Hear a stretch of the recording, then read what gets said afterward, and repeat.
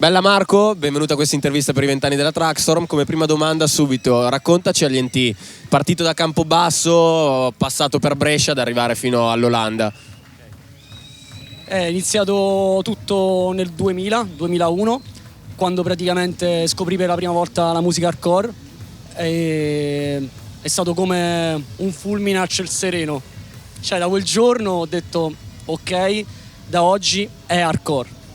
E da quel giorno in poi ho iniziato a ricercare questa musica e rendendomi conto che era praticamente inesistente nella mia città, allora ho iniziato a viaggiare per trovare la musica a livello di compilation, vinili o anche solo serate, e quindi diciamo è iniziata così la mia esperienza con l'hardcore come persona che seguiva, come follower. E poi piano piano, rendendomi conto che avevo proprio un bisogno fisiologico di diventare parte di questo mondo con la mia musica, ho iniziato a sperimentare delle produzioni a casa mia con dei software sul computer e niente, dopo nel 2004 ho comprato un nuovo computer finalmente e iniziai a produrre delle prime tracce seriamente. Ed in 3 anni riuscii a realizzare il mio primo EP, non per Traxton Records ma per G-Net Records, che era una sub-label della Traxton. E quando realizzai il primo EP mi resi conto che la realtà campobassana era praticamente troppo limitativa per me se volevo fare questo tipo di carriera, se volevo seguire il mio sogno, quello che sentivo dentro di me, perché praticamente lì era inesistente, come ho già detto, e quindi decisi di trasferirmi qui al nord Italia, vicino il Florida, che è il club dove negli ultimi 10 anni sono stati fatti tutti i più grandi party della storia italiana, e soprattutto vicino anche la Sonic Solution e la Traxtor, per avere modo appunto di poter lavorare con Max alle mie produzioni, per poter aver vicino una persona importante come lui.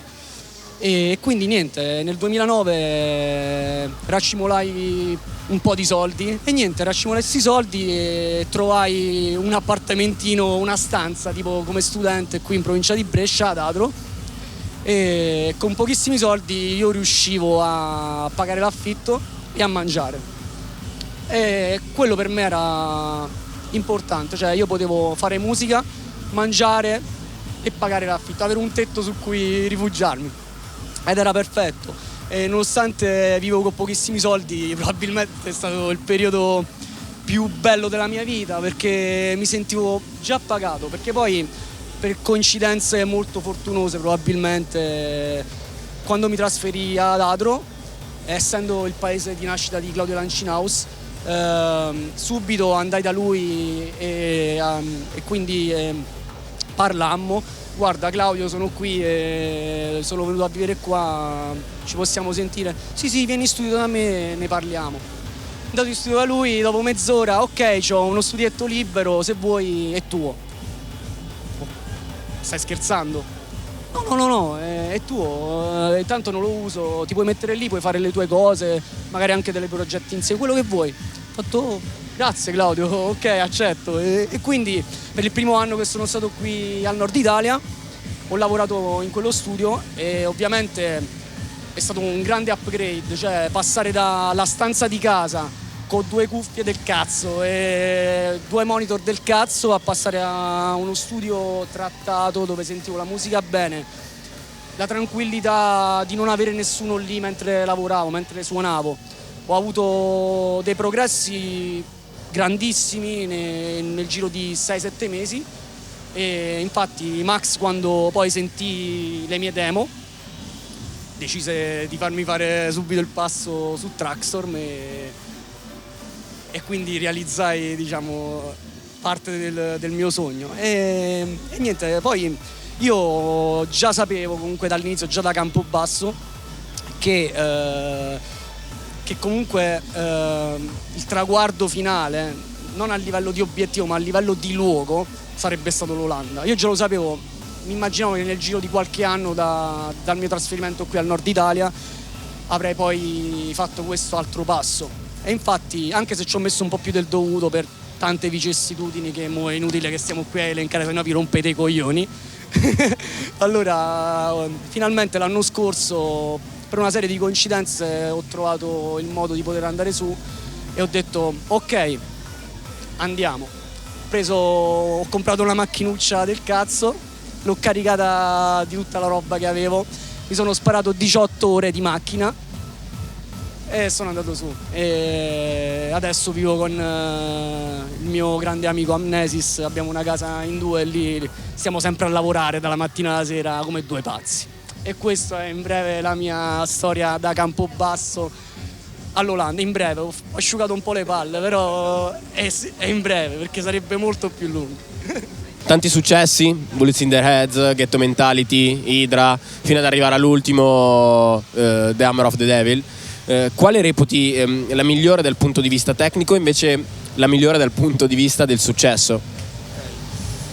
Dal punto di vista tecnico probabilmente Hydra, perché ci sono parecchi suoni, ci sono differenti parti e sì, ho lavorato tantissimo tempo su quella traccia. Di solito lavoro tanto tempo su tutte le tracce, però su quella traccia in particolar modo c'è stato un percorso molto lungo, quindi penso sì, sicuramente quella lì tecnicamente.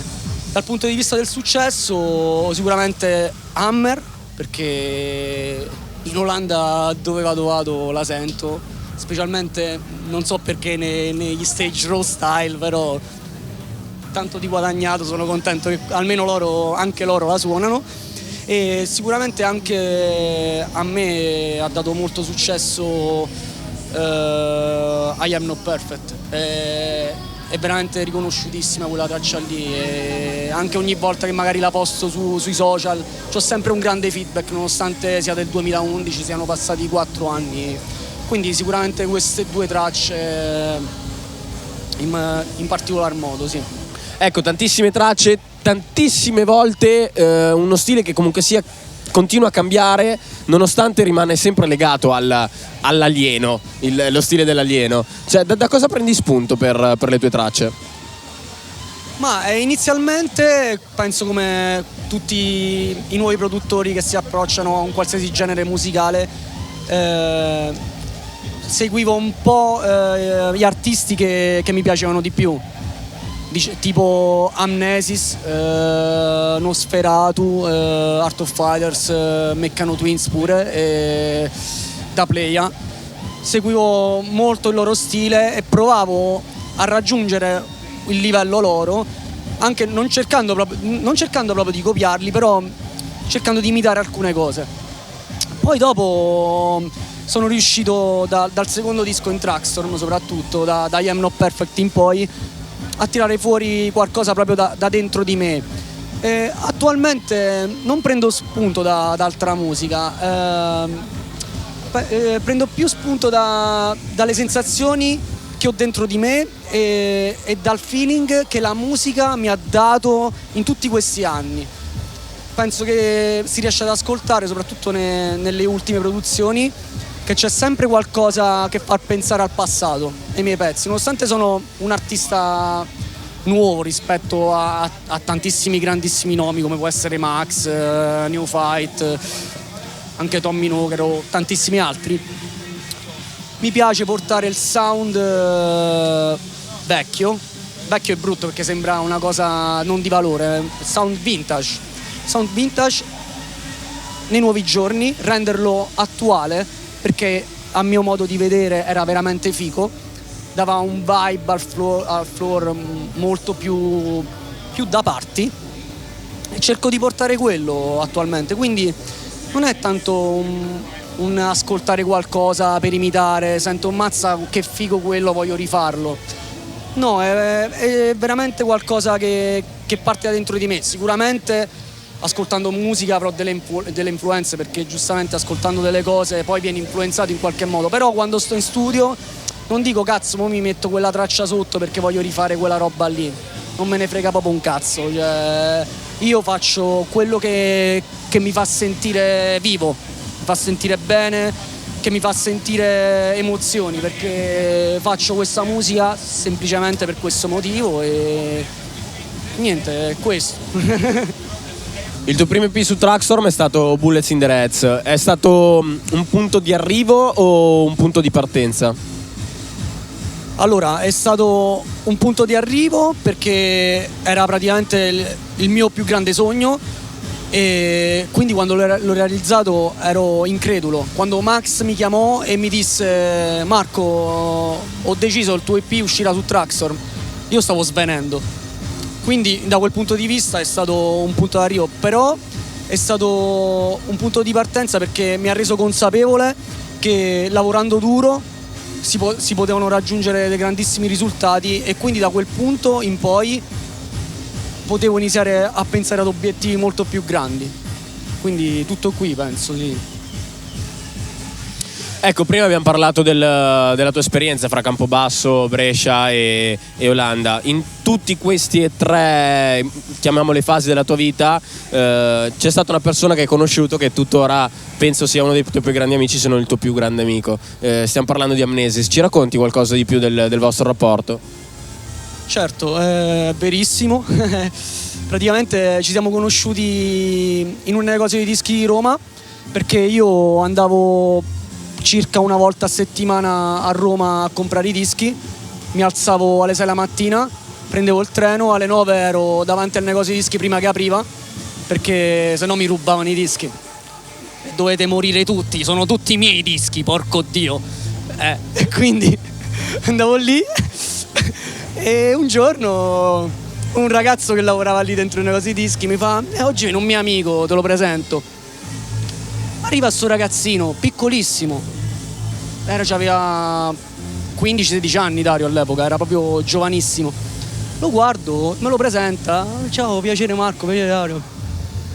E da lì subito capii che era un ragazzo particolare, cioè un ragazzo che la musica l'ascoltava differentemente dagli altri, così giovane ma già così avanti. E niente, da quell'occasione in poi abbiamo continuato a frequentarci. Lui lì ancora non era Amnesis, era un ragazzo normale che stava provando a fare pezzi, è diventato Amnesis l'anno dopo o 2 anni dopo, ma non ricordo di preciso. Abbiamo continuato a frequentarci, siamo visti a Roma altre volte, poi lui è venuto pure a casa mia qualche volta, io a casa sua. Siamo andati a suonare insieme la prima volta nel 2005 perché io all'epoca già suonavo un poco in giro, suonavo in Svizzera spesso perché ero apprezzato da un'organizzazione che mi aveva sentito suonare e gli ero piaciuto, quindi suonavo per loro e eravamo andati a suonare quindi in un party a Perugia, vicino Perugia insieme. Quindi il primo party hardcore che Dario dove ha suonato è stato con me lì, credo, probabilmente è stato quello. E niente, abbiamo avuto tanti tipi di avventure insieme a livello musicale e non, e tante cose matte in giro che è meglio non raccontare se no ci arrestano. E siamo andati in Australia insieme e tantissime cose. Adesso viviamo insieme in Olanda tutti i giorni. Sì, è una persona importantissima per la mia vita, proprio vita privata personale, è un amico di cui non posso fare a meno. C'è una traccia che racconti qualche aneddoto particolare della tua vita? Sì, tutte le mie tracce raccontano qualcosa di me, a livello di sound sicuramente, perché ogni volta che comunque faccio un pezzo sto vivendo un periodo della mia vita e quindi quel periodo della mia vita influisce sulla musica.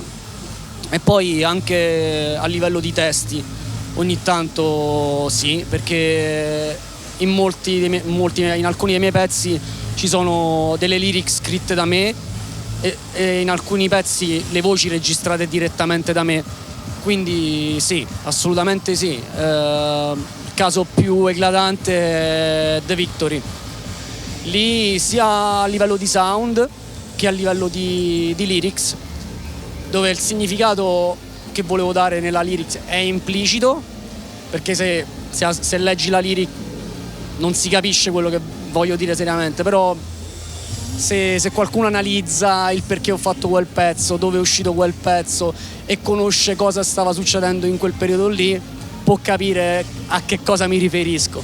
E in altri tanti pezzi come Il Circo, che può sembrare stupido ma quello dice tantissime cose, o che ne so, un po' tutti, in generale un po' tutti, soprattutto gli ultimi, sì. Come vedi la Traxxon fra 10 anni e come vedi Alienti fra 10 anni?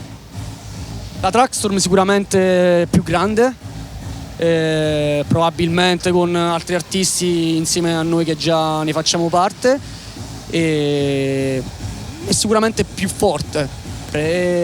Alienti tra 10 anni spero, perché non sono una persona presuntuosa di poter prevedere il futuro, spero di poter stare ancora a qualche livello più in alto di dove mi trovo adesso nella scena. Spero di poter fare delle grandi hit che piaceranno alla gente, e sicuramente spero di continuare con la Traxxon, di continuare questo percorso insieme a loro e insieme a tutti i miei colleghi pure. Questo. Fra tutto questo, qual è stata la tua soddisfazione più grossa? Come dicevo prima, per adesso una delle soddisfazioni più grosse è stata sicuramente il primo disco in Traxxon, perché era un traguardo, per me era quasi impossibile. Non si può raggiungere una cosa del genere. Quelli sono marziani, quelli che fanno musica lì dentro, anche se io sono alieno, però magari loro mi sembrano più alieni di me. Ho detto, ma io non so alieno, siete voi alieni, cioè. Cosa ci dobbiamo aspettare in questo 2015 dagli NT? Nuova musica sicuramente, sto finendo il mio nuovo EP, sto facendo un altro pezzo lento, un po' dark, e poi ho iniziato una collaborazione con Pandorum, sempre per lo stesso EP. Sarà un pezzo abbastanza complicato da fare perché è una bella sfida, però ce la faremo perché lui è un grande produttore, è una grandissima persona pure. E poi appena Dario finirà gli impegni che ha attualmente, dobbiamo finire anche il nostro EP in collaborazione, e queste sono le cose già stabilite per quest'anno. E poi sicuramente ancora altra musica, e poi ancora Vanguard, il nostro radio show mio e di Dario, che abbiamo ogni terzo mercoledì del mese su Gabber FM, dove cerchiamo di proporre musica hard di qualità, senza paraocchi, senza niente. Ci piace, la suoniamo, perché la musica, se è bella, deve essere apprezzata, che sia del passato, che sia del presente o del futuro. La musica bella è bella e deve essere spinta, e quello noi cerchiamo di fare tutte le volte. Quindi queste sono le cose per il 2015, sì, sicuramente. Grazie Marco, ti ringrazio per questa intervista, per il tempo che ci hai dedicato. Goditi la serata e auguri anche a te per questi 20 anni. È stato un piacere.